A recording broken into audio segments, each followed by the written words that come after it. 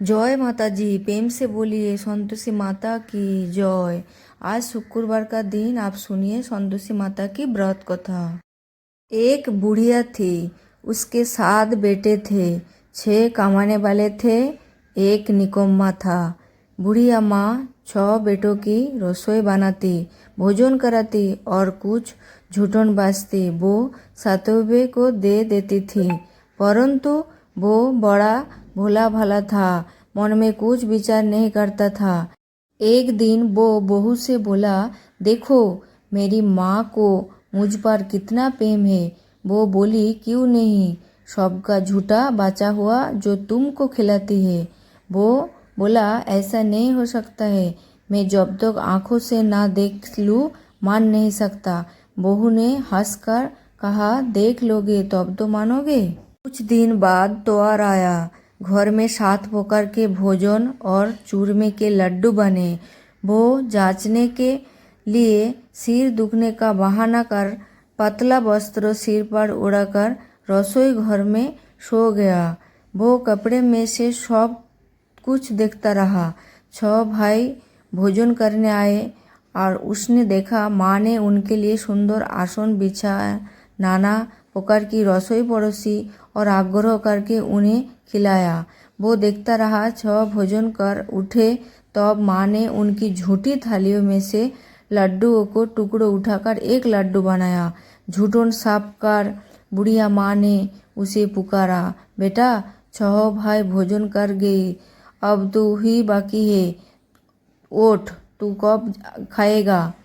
वो कहने लगा, माँ मुझे भोजन नहीं करना, मैं अब परदेश जा रहा हूँ। माँ ने कहा, कल जाता हो तो आज चला जा। वो बोला, हाँ आज ही जा रहा हूँ। ये कहकर वो घर से निकल गया। चलते समय स्त्री को याद आ गई। वो गौशाला में कंधे थाप रही थी। वहाँ जाकर बोला, हम जा रहे परदेश, आएंगे कुछ कल बाद, तुम रहियो संतोष से धर्म अपने पाल। वो बोली, जाओ पिया, आनंद से हमारे सोच हटाओ, राम भरोसे हम रहे, ईश्वर तुम्हें सहाय। 2 निशानी आपने देख धोरू में धीर, सुधी मोती हमारी विसारियो, रखियो मन गंभीर। वो बोला, मेरे पास तो कुछ नहीं, ये अंगूठी है, सो ले और अपनी कुछ निशानी मुझे दे। वो बोली, मेरे पास क्या है, ये गोबर भरा हाथ है। ये कहकर उसकी पीठ पर गोबर की हाथ की थाप मार दी। वो चल दिया। चलते चलते दूर देश पहुंचा। वहाँ एक साहूकार की दुकान थी। वहाँ जाकर कहने लगी, भाई मुझे नौकरी पर रख लो, साहूकार को जरूरत थी। बोला, रह जा। लड़के पूछा, तखना क्या होगा। साहूकार ने कहा, काम देखकर दाम मिलेगा। साहूकार की नौकरी मिली। वो सुबह 6 से 10 बजे तक नौकरी बजाने लगा। कुछ दिनों में दुकान का सारा लेन देन, हिसाब किताब, ग्राहकों को माल बेचना, सारा काम करने लगा। साहूकार के 7-8 नौकर थे।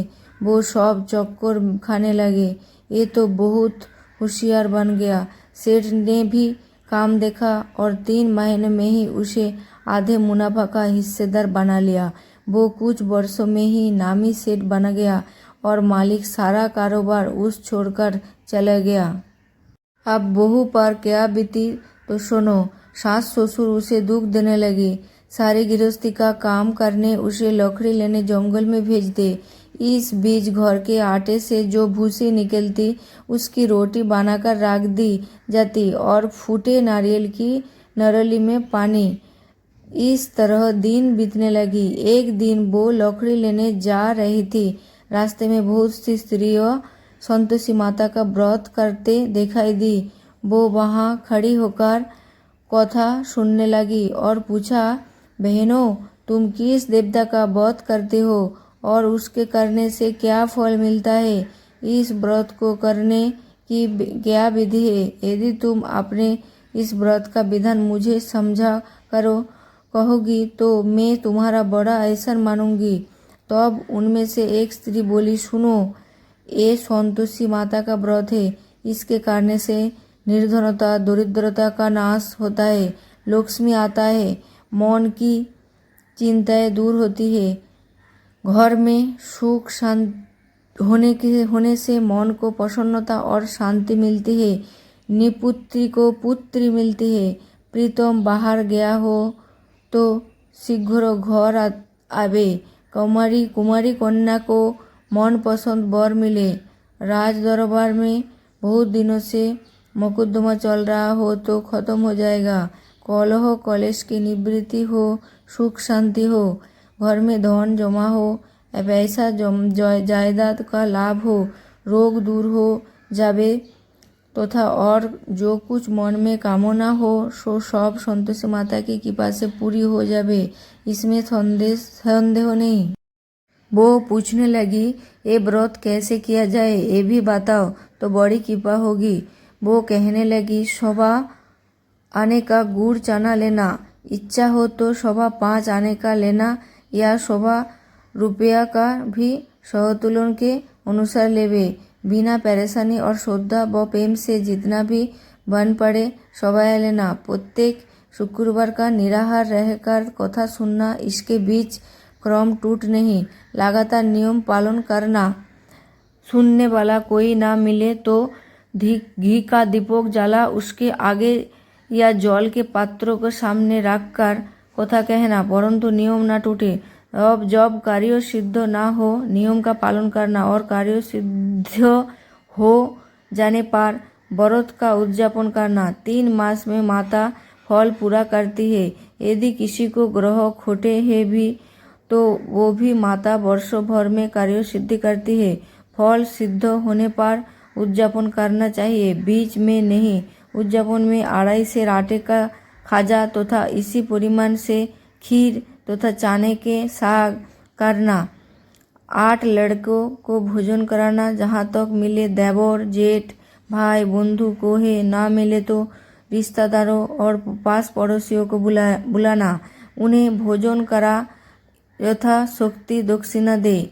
माता का नियम पूरा करना, उस दिन घर में ना खाए। ये सुन बुढ़िया के लड़के की बहू चल दी, रास्ते में लकड़ी की बोझ को बेच दिया और उन पैसे से गुड़ चना ले माता के व्रत की तैयारी कर आगे चली और सामने मंदिर देखकर पूछने लगी, एक मंदिर किसका है? सब कहने लगी, संतोषी माता का मंदिर है। ये सुनकर माता के मंदिर में जाकर चरणों में लूटने लगी, दिन हो विनती करने लगी, माँ मैं निपट अज्ञानी हूँ, व्रत के कुछ भी नियम नहीं जानती, मैं दुखी हूँ। हे माता जगत जननी, मेरा दुख दूर करो, माँ तेरी शरण में हूँ। माता को दया आई। एक शुक्रवार बीता कि दूसरे को उसके पोती का पत्र आया और तीसरे शुक्रवार को उसका भेजा हुआ पैसा आ पहुँचा। ये देख जेठानी मुंह सिकोड़ने लगी, इतने दिनों में इतना पैसा आया, इसमें क्या बुराई? लड़के ताने देने लगी, काकी के पास पत्र आने लगी, रुपया आने लगा, अब तो काकी की खातिर बढ़ेगी, अब तो काकी बोलने से भी नहीं बोलेगी। बेचारी सरलता से कहती, भैया कागज आवे रुपया आवे, हम सबके लिए अच्छा है। ऐसा कहकर आंखों में आंसू भरकर संतोषी माता के मंदिर में आए, मातेश्वरी के चरणों में गिरकर रोने लगी। माँ मैंने तुमसे पैसा कब मांगा है? मुझे पैसे से क्या काम है? मुझे तो अपने सुहाग से काम है। मैं तो अपने स्वामी के दर्शन मांगती हूँ। तब माता ने प्रसन्न होकर कहा, जा बेटी तेरा स्वामी आएगा। ये सुनकर खुशी से बावली होकर घर में जाकर काम करने लगी। अब संतोषी माँ विचार करने लगी, इस भोले पुत्री को मैंने कह तो दिया कि तेरा पोती आएगा, कैसे? वो तो इसे सपने में भी याद नहीं करता, उसे याद दिलाने के लिए मुझे ही जाना पड़ेगा। इस तरह माता जी उस बुढ़िया की बेटे के पास जाकर सपनों में प्रकट हुई, कहने लगी, साहूकार के बेटे सो रहा है या जागता है? वो कहने लगा, माता सोता भी नहीं जागता भी नहीं हूँ, क्यों क्या आज्ञा है? माँ कहने लगी, तेरे घर बार कुछ नहीं है कि नहीं?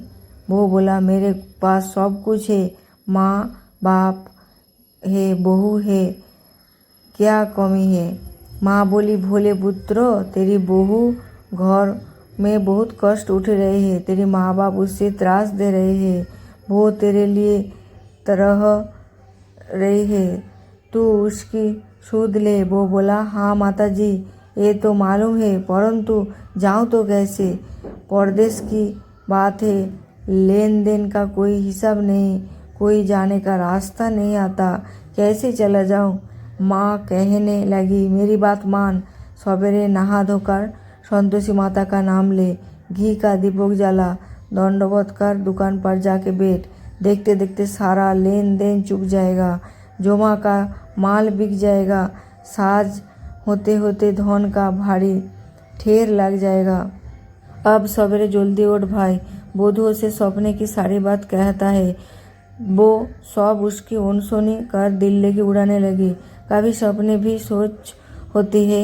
एक बूढ़ा बोला, देख भाई, मेरी बात मान, इस प्रकार झूठ साज करने के बदले देवता ने जैसा कहा है वैसा ही करने में तेरा क्या जाता है। अब बूढ़े की बात मानकर वो नहा धोकर संतोषी माता को दंडवत घी का दीपक जलाकर दुकान पर जाके बैठ गया। थोड़ी देर में क्या देखता है कि देने वाले रुपया लाने लगे, लेने वाले हिसाब लेने लगे। कोठे में भरे सामान की खरीदार नगद दाम से सौदा करने लगे। शाम तक धन का भारी ढेर लग गया। मन में माता का नाम के चमत्कार देख प्रसन्न हो घर ले जाने की वास्तु गहना कपड़ा सामान खरीदने लगा। यहाँ काम से निपुण तुरंत घर रवाना हुआ। वो बेचारी जंगल में लकड़ी लेने जाती है। लौटने वक्त माताजी के मंदिर में विश्राम करती है। वो तो उसके प्रतिदिन रुकने का जो स्थान ठहरा। धूल उड़ती देख वो माता से पूछती है, हे माता, ये धूल कैसे उड़ रही है। माता कहती है, हे पुत्री, तेरा पोती आ रहा है, अब तू पैसा कर लकड़िया के 3 बोझ बना ले, एक दिन के किनारे रख और दूसरा दिन मेरा मंदिर पर, वो तीसरा अपने सिर पर रख।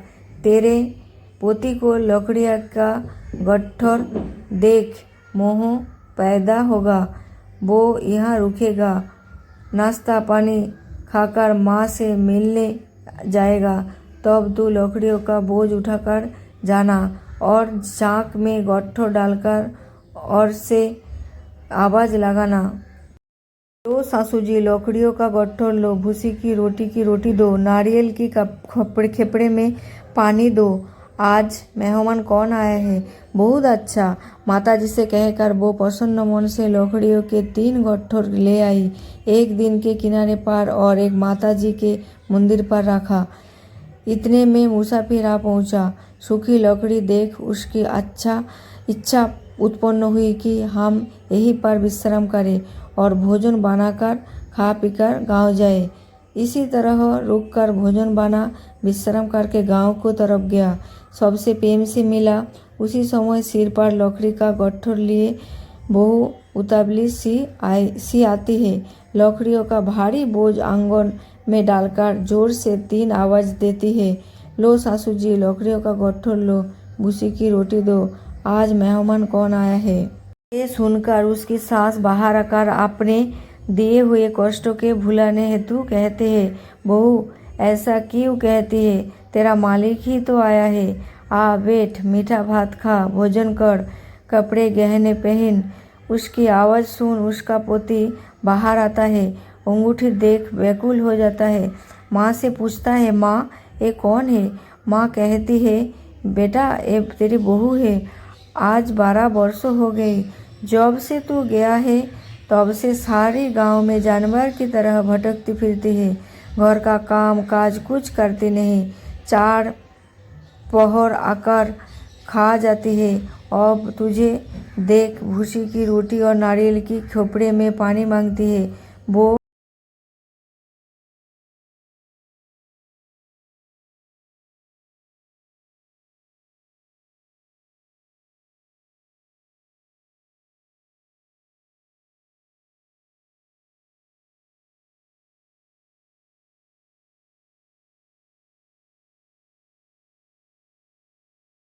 लज्जित होकर बोला, ठीक है माँ, मैंने इसे भी देखा और तुम्हें भी देखा है। अब दूसरे घर की ताली दो, उसमें रहूँगा। अब माँ ठीक बोली, ठीक है बेटा, जैसी तेरी मर्जी हो सो कर। ये कहकर ताली का गुच्छा पटक दिया। उसने ताली लेकर दूसरे मकान की तीसरे मंजिल का कमरा खोले, सारी सामान जमाया। एक दिन में राजा के महल जैसा ठाट बाट बन गया। अब क्या था, वो सुख भोगने लगी। इतने में शुक्रवार आया। उसने अपनी पोती से कहा, मुझे संतोषी माता के व्रत का उद्यापन करना है। उसका पोती बोला, अच्छा, खुशी से कर लो। वो उद्यापन की तैयारी करने लगी। जिठानी के लड़कों को भोजन के लिए कहने गया। उन्होंने मंजूर किया, परंतु पीछे से जिठानी ने अपने बच्चे को सिखाया, देखो रे, भोजन के समय सब लोग खटाई मांगना, जिससे उसका उद्यापन पूरा ना हो। लड़के जिमने आए, खीर खाना पेट भर खाया, परंतु बाद में खाते ही कहने लगी, हमें खटाई दो, खीर खाना हमको नहीं भाता, देखकर अरुचि होती है। वो कहने लगी, ये देखकर बहू पर माता जी ने कोप किया। राजा ने ये तो संतोषी माता का प्रसाद है। पकड़कर लड़का उठ खड़ी हुई। जेठानी माने पैसा लाओ। वचन कहने लगी, लूट लूट धोखा धन इकट्ठा कर लाया है, अब सब मालूम पड़ जाएगा जब जेल की मार खाएगा। बहू से ये वचन सहन नहीं हुई, खाने लगी। रोते हुई माता जी के मंदिर गई और कहने लगी, हे माता, तुमने क्या किया? हंसा कर अब भक्तों की रुलाने लगी। माता बोली, बेटी, तूने उद्यापन करके मेरा बहुत भंग किया है, इतनी जल्दी सब बातें भुला दी। वो कहने लगी, माता, भूलती तो नहीं ना, कुछ अपराध किया है, मैंने तो भूल से लड़कों से के पैसा दे दिया है, मुझे क्षमा करो, मैं फिर तुम्हारा उद्यापन करूँगी। माँ बोली, अब भूल मत करना। वो कहती है, अब भूल नहीं होगी, अब बदलाव में कैसे आवेगी? माँ बोली, जा पुत्री, तेरा पोती तुझे रास्ते में आता मिलेगा। वो निकला, रास्ते में पोती आता मिला। वो पूछती है, तुम कहाँ गए थे? वो कहने लगे, इतना धन जो कमाया है उसका टैक्स राजा ने मांगा था, वो भरने गया था। वो प्रसन्न होकर बोली, भला हुआ, अब घर की तरफ चलो। घर गई। कुछ दिन बाद फिर शुक्रवार आया। वो बोली, मुझे फिर माता का उद्यापन करना है। पोती ने कहा, करो। बहू फिर जेठ के लड़कों के भोजन के लिए बुलाया। जेठानी ने एक दो बातें सुनाई और सब लड़कों को सिखाने लगी, तुम सब लोग पहले ही खटाई मांगना। लड़के भोजन से पहले कहने लगी, हमें खीर नहीं खाना, हमारी जी बिगड़ता है, कुछ खटाई खाने को दो। वो बोली, खोटाई किसी को नहीं मिलेगा, आना है तो आ जाओ। वो ब्राह्मणों को लड़कों लाकर भोजन कराने लगी। यथाशक्ति दक्षिणा को जगह एक एक फल उन्हें दिया। संतोषी माता प्रसन्न हुई। माता की कृपा होते ही नए मास में उसके चंद्रमा के समान सुंदर पुत्र प्राप्त हुआ। पुत्र को पाकर प्रतिदिन माता जी के मंदिर को जाने लगी। माँ ने सोचा, ये रोज आती है, आज क्यों ना इसके घर चलूं, इसका आसरा देखूं तो सही। ये विचार कर माता ने भयानक रूप बनाया। गुड़ चाने से सना मुख, ऊपर गुड़ के समान होठ, उस पर मुखसिया मिन मिन कर रही थी। दहेली पर पैर रखती ही उसकी सास चिल्लाई, देखो रे, कोई चुड़ैल डाकिन चली आ रही है, लड़की उसे भगाओ, नहीं तो किसी को खा जाएगी। लड़के भागने लगे, चिल्लाकर खिड़की बंद करने लगे। बहू रोशनदान में ही देख रही थी। प्रसन्नता से पगली बान चिल्लाने लगी, आज मेरी माताजी मेरे घर आई है, वो बच्चे को दूध पीने से हटाती है। इतने में सास को क्रोध फट पड़ा। वो बोली, रान देखकर क्या उतावली हुई है, बच्चे को फटक दिया। इतनी में माँ के प्रताप से लड़की ही लड़की नजर आने लगी। वो बोली, माँ ने जिसका वध करती हूँ ये संतोषी माता है। इतना कहकर झूठ से साड़ी किवाड़ खोल दिया। सबने माताजी के चरण पकड़ लिए और विनती कर कहने लगे, हे माता, हम मूर्ख है, अजानी है, तुम्हारे वध की विधि हम नहीं जानते, बहुत भयंकर, हमने बड़ा अपराध किया है। जब माता आप हमारा अपराध क्षमा करो। इस प्रकार माता प्रसन्न हुई। बहू को प्रसन्न हो, जैसा फल दिया वैसा माता सबको दे। जो इस व्रत का निर्मल मन से पड़ेगा उसका हर मनोकामनाएं पूर्ण होगी। आज की इस कथा आप लोग को कैसी लगी कमेंट में जरूर बताइए। फिर से मिलेंगे ऐसी भक्ति वीडियो के साथ। जय श्री कृष्ण, राधे राधे।